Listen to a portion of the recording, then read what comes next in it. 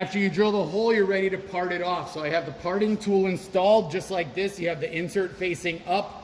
This tool holder should be nice and square to the part, so push back against the tool post. Make sure that the insert is serviceable. It doesn't have any chips or breaks in it.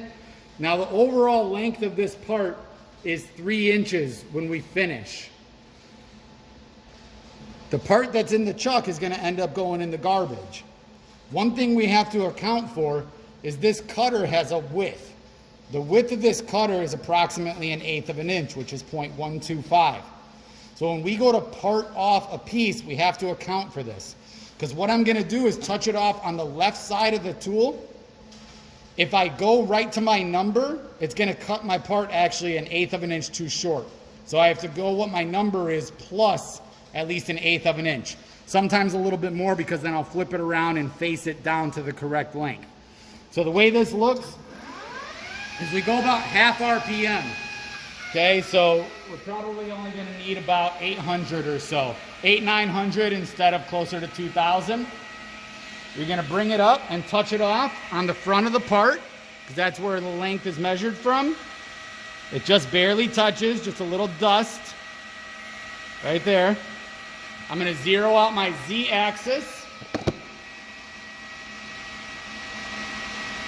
Okay, and now I can crank. And you might think I go to 3 inches, but what I'm actually going to do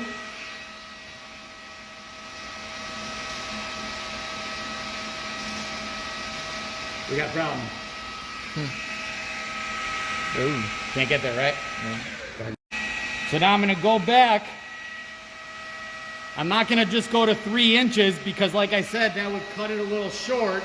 So I'm going to go on my Z-axis, and I'm going to go to at least 3.125, but I want to give myself a little bit of room to turn it down at the end.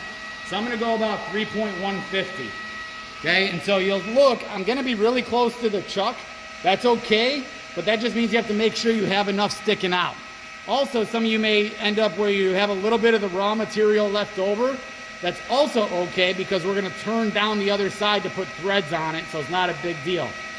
To do the parting operation, you want to put a couple of drops of cutting fluid right where it's going to cut. And then you're going to plunge in, and it starts to cut that away.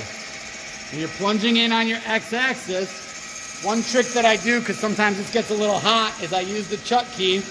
Just put it inside the hole so that as it starts to separate, I can catch it without touching a hot part. So it looks just like this. So what you're going to see on the end is just a little nub left over. Okay, and that's going to get turned or faced off when we flip it around to do the other side.